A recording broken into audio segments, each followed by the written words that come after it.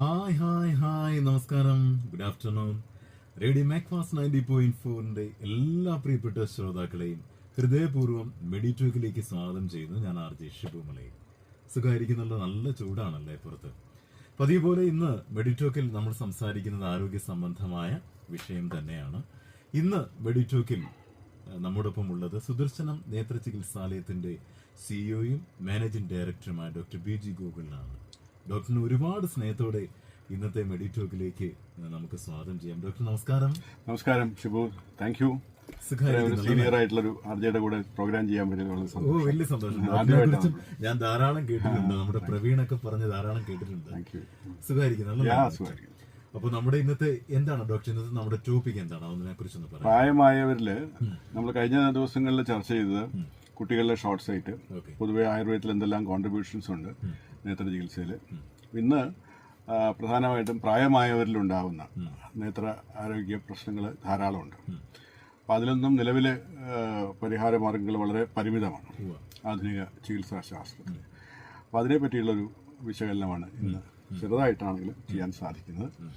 എല്ലാവർക്കും ഈ മെഡി ടോക്കിലേക്ക്, റേഡിയോ മാക്ഫാസ് 90.4ന്റെ മെഡി ടോക്കിലേക്ക് ഹാർദമായ സ്വാഗതം ഒന്നുകൂടി. ഒപ്പം പ്രിയപ്പെട്ട ശ്രോതാക്കൾക്ക് വിളിക്കാം. ഇന്ന് ഡോക്ടർ നമ്മോടൊപ്പം ഉണ്ട്. കാഴ്ചയുമായി ബന്ധപ്പെട്ടിട്ടുള്ള നേത്ര ചികിത്സയുമായി ബന്ധപ്പെട്ടിട്ടുള്ള എന്തെങ്കിലും സംശയങ്ങൾ ശ്രോതാക്കൾക്കുണ്ടെങ്കിൽ ഞങ്ങളെ വിളിക്കേണ്ട നമ്പർ 0469273033. അതുകൂടാതെ നമ്മുടെ വാട്സപ്പ് നമ്പറുണ്ട്, അതുവഴി അറിയിച്ചാലും ഞാനത് ഡോക്ടറിന് പാസ് ചെയ്തോളാം. 9495730333.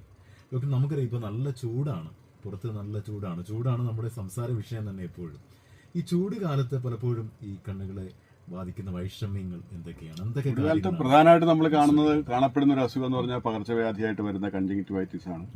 കണ്ണ് ചുമക്കുക, രാവിലെ എഴുന്നേൽക്കുമ്പോൾ കണ്ണ് തുറക്കാൻ പറ്റാതിരിക്കുക, കണ്ണിൽ പീല അടിഞ്ഞിട്ട്, അങ്ങനെയുള്ള ഒരുപാട് വെറൈറ്റി വേരിയൻസ് ആയിട്ട് വരാറുണ്ട്. ചില കാര്യങ്ങൾ മരുന്നൊഴിച്ചാൽ ഒരാഴ്ച കൊണ്ട് അല്ലെങ്കിൽ 7 ദിവസം കൊണ്ട് മാറുന്നു, മരുന്ന് ചെയ്തില്ലെങ്കിൽ ഒരാഴ്ച കൊണ്ട് മാറുന്നുമുണ്ട്.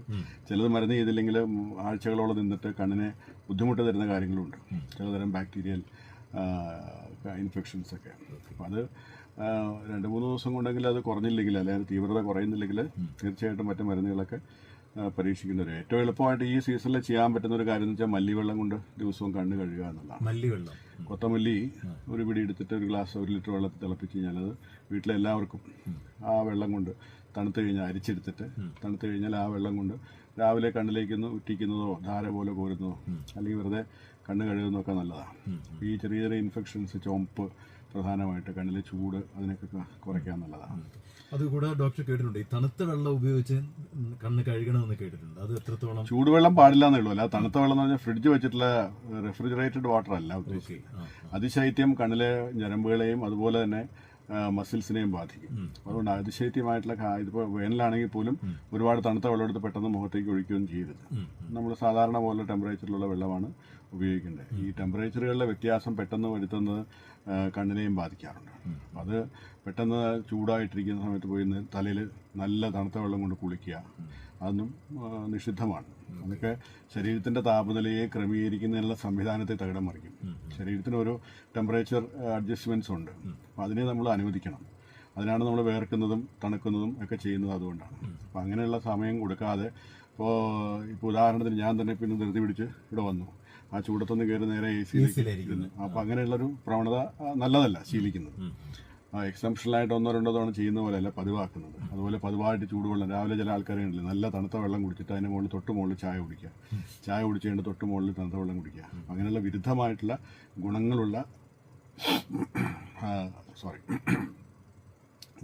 ഗുണങ്ങളുള്ള പാനീയങ്ങൾ, ആഹാരങ്ങളൊക്കെ കഴിക്കുന്നത് ശരീരത്തിൻ്റെ താപനിലയെ വ്യതിയാനപ്പെടുത്തുകയും രോഗങ്ങൾക്ക് കാരണമാവുകയും ചെയ്യുന്നുണ്ട്.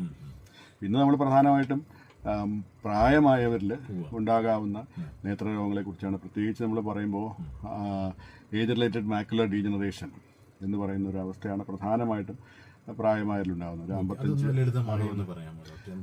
ഏജ് റിലേറ്റഡ് പ്രായം അനുസരിച്ച് ഏജ് റിലേറ്റഡ് ആയിട്ട് മാക്കുല എന്ന് പറയുന്ന കണ്ണിൻ്റെ മധ്യഭാഗം, ഈ മാക്കുല എന്ന് പറയുന്ന ഭാഗത്താണ് നമ്മൾ ദൃഷ്ടി മണ്ഡലം എന്നാണ് പറയുക ആയുർവേദത്തിൽ.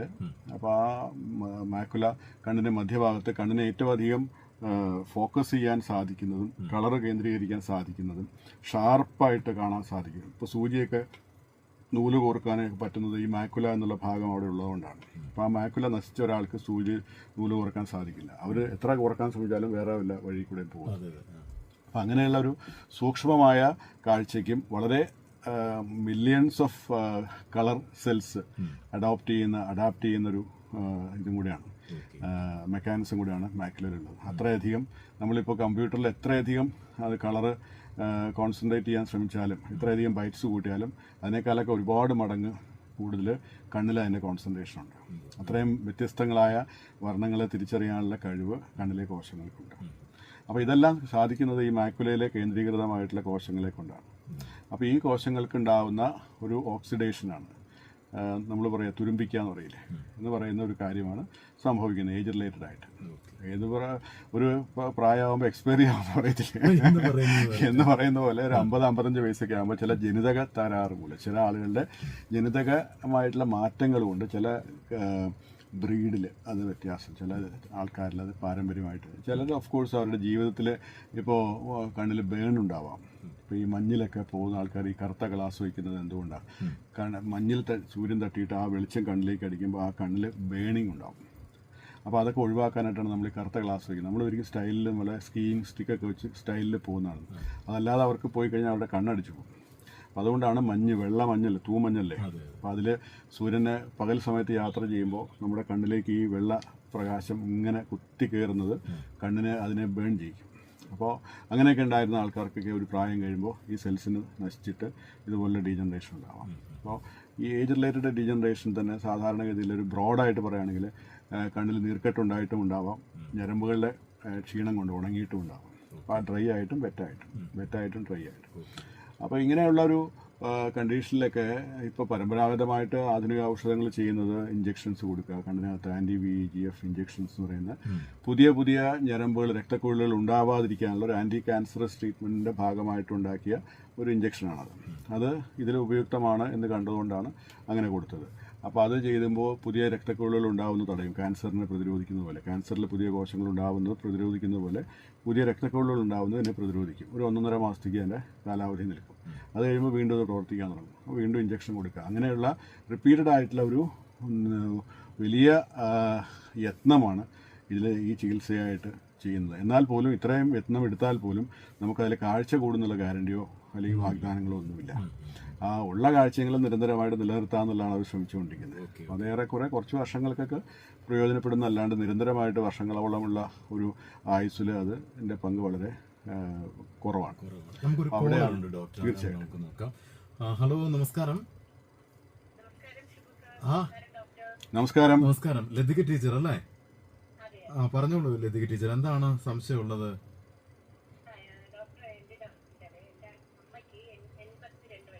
ആ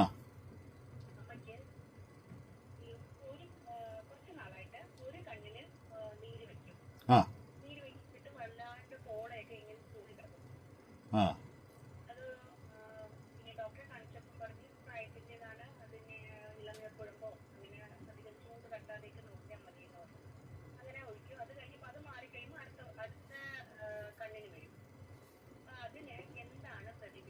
അത് രക്തഓട്ടം സ്തംഭിക്കുമ്പോൾ കുറയുമ്പോഴാണ് ഇങ്ങനെയുള്ള നീർക്കെട്ടലുണ്ടാകുന്നത്, അറിയാമല്ലോ.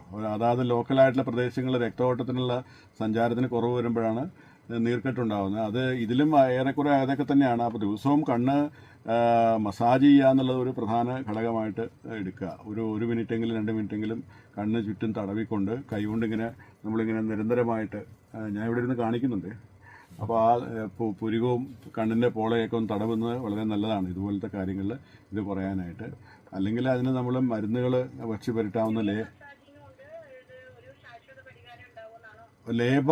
ഒരു ലേപമുണ്ട് ആ നീര് കുറയാനായിട്ട്. പ്രധാനമായിട്ട് ഈ ഓട്ടത്തിൻ്റെ രക്തചംക്രമണം കുറയുമ്പോഴാണ് അങ്ങനെ വരുന്നത്.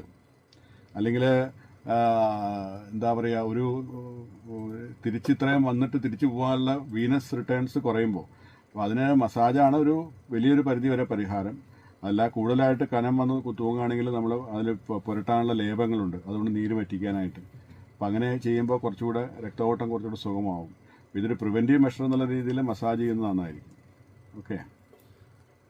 Okay Lathika teacher, thank you, വിളിച്ചതിൽ സന്തോഷം. പ്രിയപ്പെട്ട ശ്രോതാക്കളെ, നിങ്ങൾക്കും ഇതുപോലെ വിളിക്കാം. വിളിക്കുന്ന നമ്പർ 046927303333 എന്ന നമ്പറിലേക്കാണ്. അതുകൂടാതെ വാട്സപ്പ് നമ്പറുണ്ട്. നമ്പർ വഴിയും നിങ്ങൾക്ക് സംശയങ്ങൾ എന്തെങ്കിലും ഉണ്ടെങ്കിൽ അത് പാസ് ചെയ്യാവുന്നതാണ്. നമ്മുടെ വാട്സപ്പ് നമ്പർ 9495730333. ഡോക്ടർ, അതോടൊപ്പം തന്നെ ഈ പ്രമേഹ രോഗികൾ വളരെയധികം ശ്രദ്ധിക്കണമെന്ന് പറയാറുണ്ട് കണ്ണിന്റെ ആരോഗ്യത്തെ സംബന്ധിച്ച്. അത് എന്തൊക്കെയാണ് അതിന്റെ നമ്മൾ ശ്രദ്ധിക്കേണ്ട കാര്യങ്ങൾ എന്തൊക്കെയാണ് ഡോക്ടർ എന്ന് പറയാം? പ്രമേഹ രോഗികൾ ആദ്യം പ്രമേഹ രോഗികൾ ഒട്ടും ശ്രദ്ധ കൊടുക്കാറില്ല എന്നുള്ളതാണ് വാസ്തവം. പലപ്പോഴും കണ്ടുവരുന്നത് അങ്ങനെയാണ്. അത് ശരിയാണ് താനും. കാരണം ആദ്യത്തെ ഒരു 5-6 വർഷക്കാലം പ്രമേഹം ഒരു പ്രയാസങ്ങളും ഉണ്ടാക്കുന്നില്ല. വലിയൊരു നമ്മുടെ ആരോഗ്യം കൊണ്ടോ അല്ലെങ്കിൽ ആ പ്രമേഹത്തിൻ്റെ കോംപ്ലിക്കേഷൻസ് അധികം വരാത്തത് കൊണ്ടോ ശരീരത്തെ അധികം ബാധിക്കുന്നില്ല. ഇത് കുറച്ചു കാലം കഴിയുമ്പോഴാണ് ശരീരത്തിൻ്റെ ഭാരം കുറയാൻ തുടങ്ങുന്നു, ശരീരത്തിലെ മൂത്രം പുറത്തേക്ക് പോകുന്നത് അളവ് കൂടുന്നു, ക്ഷീണം ഉണ്ടാകുന്നു. അങ്ങനെ വരുമ്പോഴാണ് ഒരു ദിവസം പെട്ടെന്ന് കണ്ണ് കാണാൻ, രാവിലെ എഴുന്നേൽക്കുമ്പോൾ കണ്ണ് കാണാൻ പറ്റുന്നില്ല. ഇങ്ങനെയൊക്കെ ആകുമ്പോഴാണ് ആളുകൾ പലപ്പോഴും ഇതിനുവേണ്ടി ബോധവാന്മാരാകുന്നത്.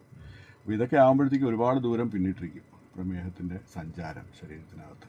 അപ്പോൾ ഇത് സഞ്ചരിക്കുക എന്ന് പറയുന്നത് അത് ഒരുതരം ഈ ആൻറ്റി റെസ്റ്റിംഗ് ആണ്, റെസ്റ്റിംഗ് ആണ് നടക്കുന്നത്, തുരുമ്പിക്കലാണ്. ഈ പഞ്ചസാര എന്ന് പറയുന്നത് നമ്മൾ ഇരുമ്പിനെ തുരുമ്പെടുപ്പിക്കുന്ന പോലെ തന്നെ ശരീരത്തിൻ്റെ രക്തക്കുഴലുകളിൽ പഞ്ചസാര ലിറ്ററലി വന്ന് അടിയുകയാണ്.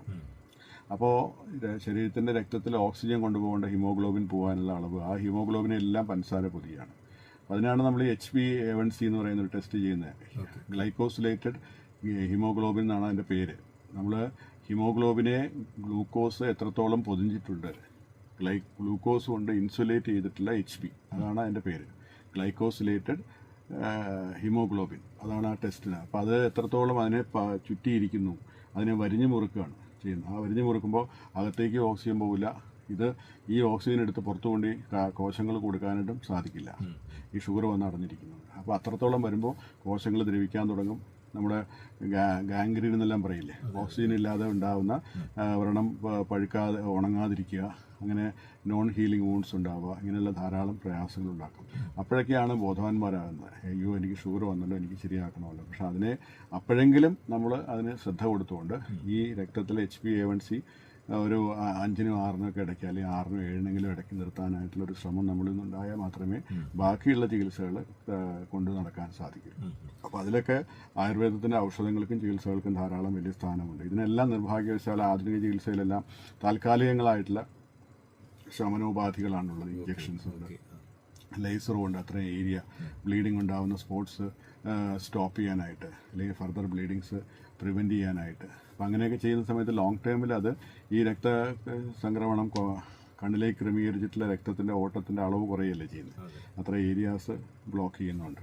അതുപോലെ ഇൻസുലിൻ എന്ന് പറഞ്ഞാൽ ഇൻസുലിൻ നമ്മൾ എടുത്തുകൊണ്ടിരിക്കേണ്ട ഒരു സാധനമാണ്, ഒരു ഹോർമോണാണ്. അത് 7 മണിക്കൂർ 8 മണിക്കൂർ അല്ലെങ്കിൽ 24 hours അതിൻ്റെ ആക്ഷൻ തീരും, വീണ്ടും നമ്മൾ കൊടുത്തുകൊണ്ടിരിക്കണം. പക്ഷേ അതിലൊന്നും നമ്മുടെ ശരീരത്തിൻ്റെ എന്താ പറയുക മെറ്റബോളിസം, ശരീരത്തിൻ്റെ ആന്തരികമായിട്ടുള്ള ഉപാപചയങ്ങൾ നടക്കുന്നില്ല.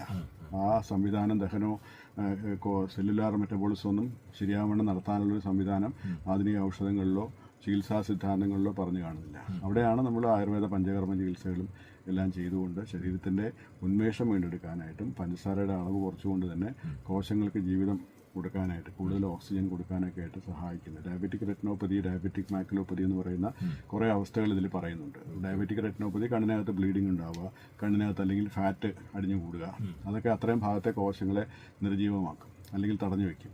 അപ്പോൾ അത്രയും ഏരിയ കാണാൻ പറ്റാതാവും. അല്ലെങ്കിൽ ഒരു ദിവസം രാവിലെ എഴുന്നേൽക്കുമ്പോൾ പെട്ടെന്ന്, മിക്കവാറും രാവിലെയാണ് സംഭവിക്കുക, പെട്ടെന്ന് കണ്ണിനകത്ത് ബ്ലീഡിങ്, ഏതെങ്കിലും രക്തക്കുഴൽ പൊട്ടിയിട്ട് അത് വിട്രീസിലോട്ട് കടന്ന് അത് മുഴുവനും നമ്മൾ ഈ മഷി ഇതിൽ വെള്ളത്തിൽ നമ്മൾ മഷിയിട്ട് കലക്കില്ലേ എന്ന് പറഞ്ഞ പോലെ ചുവന്ന കളറിൽ നമുക്ക് കാണാൻ തോന്നും പേഷ്യൻറ്റിന്.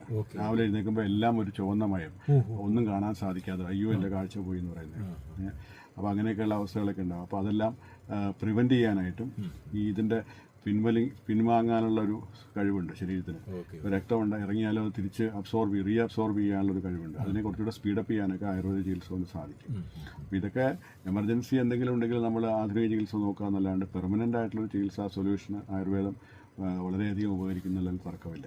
അപ്പോൾ മാക്യുലർ ഡീജനറേഷൻ ആണെങ്കിലും നമ്മൾ ഈ ചികിത്സ ചെയ്യുമ്പോൾ ഇഞ്ചക്ഷൻസ് എന്ന് പറയുന്ന ഒരു 1.5 മാസം അല്ലെങ്കിൽ 2 മാസമൊക്കെയാണ് പരമാവധി അതിൻ്റെ എഫക്റ്റ് നിൽക്കുന്നത്, പുതിയ രക്തക്കുഴൽ വരാതിരിക്കുക. അത് കഴിഞ്ഞിട്ട് പിന്നെയും വന്നുകൊണ്ടിരിക്കും. അപ്പോൾ ആയുർവേദ ശോധന ചികിത്സകൾ, പഞ്ചകർമ്മ ചികിത്സകൾ, കണ്ണിലേക്ക് ചെയ്യുന്ന ചികിത്സകൾ, നസ്യം ചെയ്യുക, അങ്ങനെയൊക്കെയുള്ള കാര്യങ്ങളെ കൊണ്ട് ഇതിൻ്റെ കാഴ്ച വർദ്ധിക്കുന്നതായിട്ടാണ് നമ്മൾ കാണുന്നത്. അത് മോഡേൺ ഇതിൽ പറയുന്നില്ല. ആധുനിക ചികിത്സാ സമ്പ്രദായത്തിൽ കാഴ്ച വർദ്ധിപ്പിക്കാനുള്ള ഒരു ഉപായങ്ങളും മാക്കുലർ ഡീജനറേഷനിലോ ഡയബറ്റിക് റെറ്റിനോപ്പതി പോലുള്ള കാര്യങ്ങളിലോ പ്രോലിഫറേറ്റീവ് ആയാലും നോൺ പ്രോലിഫറേറ്റീവ് ആയാലും ഒന്നിലും ഒരു കാഴ്ച വർദ്ധിക്കുന്ന ഒരു സംവിധാനം പറയാറില്ല. അപ്പോൾ അത് ആയുർവേദ ചികിത്സയിൽ ധാരാളമായിട്ട് കാണുന്നുണ്ട്. അപ്പം അങ്ങനെയുള്ള ഒരു വലിയൊരു പങ്ക് ഇതിൻ്റെ ചികിത്സയിൽ ആയുർവേദത്തിന് വഹിക്കാൻ സാധിക്കും. അതും പാർശ്വഫലങ്ങളില്ലാതെ തന്നെ വളരെ സേഫായിട്ടുള്ള ദീർഘകാലാനുബന്ധമായിട്ട് ഔഷധങ്ങൾ സേവിക്കുവാനും അതിന് മറ്റ് അപകടങ്ങളൊന്നും ഇല്ലാത്ത രീതിയിൽ കൊണ്ടുപോകാനും പൊതുവെ പറഞ്ഞു വരുത്തുന്നൊരു ഭാഗമാണ് ലിവർ അടിച്ചു പോകും, കിഡ്നി അടിച്ചു പോകും, ആയുർവേദ മരുന്ന് കഴിക്കല്ലേ എന്ന് പറഞ്ഞ്. ഇപ്പോൾ പലപ്പോഴും ഞാനിത് പറയാൻ കാരണം പ്രകടമായിട്ട് പല ഡോക്ടർമാർ ഉപദേശിച്ചായി എനിക്ക് തന്നെ നേരിട്ട് അനുഭവം ഉണ്ടായിട്ടുണ്ട്. പല രോഗികളും വന്ന് ഡോക്ടറെ അകത്തേക്ക് മരുന്നൊന്നും വേണ്ട, പുറത്തേക്ക് ഉണ്ടായില്ലെങ്കിൽ എന്തെങ്കിലും ചെയ്താൽ മതി. അതായത് തട്ടിക്കൂട്ട് സമ്പ്രദായം. അതിനിപ്പോൾ എൻ്റെ അടുത്ത് വരേണ്ട ആവശ്യമില്ലല്ലോ. ഞാൻ പറഞ്ഞു എനിക്ക് ചികിത്സിക്കണമെന്നുണ്ടെങ്കിൽ എനിക്ക് അകത്തേക്കെല്ലാം മരുന്ന് തന്നിട്ടേ പറ്റൂ. അത് പിന്നെ അതിനുകൊണ്ട് ലിവർ അടിച്ചു പോവുകയോ അല്ലെങ്കിൽ കിഡ്നി അടിച്ചു പോവുകയോ അതൊക്കെ അന്ധമായ ഒരു മൂഢവിശ്വാസങ്ങളാണ്. എവിടെയോ എന്തോ കേട്ടിട്ട് പറയുന്ന പോലെ ഇപ്പോൾ രസൌഷധികൾ, ലെഡ് കണ്ടൻറ്റ്, ആർസനിക് കണ്ടൻറ്റ് ഇതെല്ലാം ഉണ്ടെന്നുള്ള പറഞ്ഞിട്ടാണ്, ഈ ധാതുക്കളൊക്കെ ഉണ്ടെന്ന് പറഞ്ഞിട്ടാണ് ഇത് കഴിക്കില്ലെന്ന് പറഞ്ഞത്. അങ്ങനെയുള്ള ഔഷധങ്ങളും അങ്ങനെയുള്ള കണ്ടൻറ്റ്സ് ഒന്നും നമ്മുടെ കേരള ഹെർബൽസിലില്ല.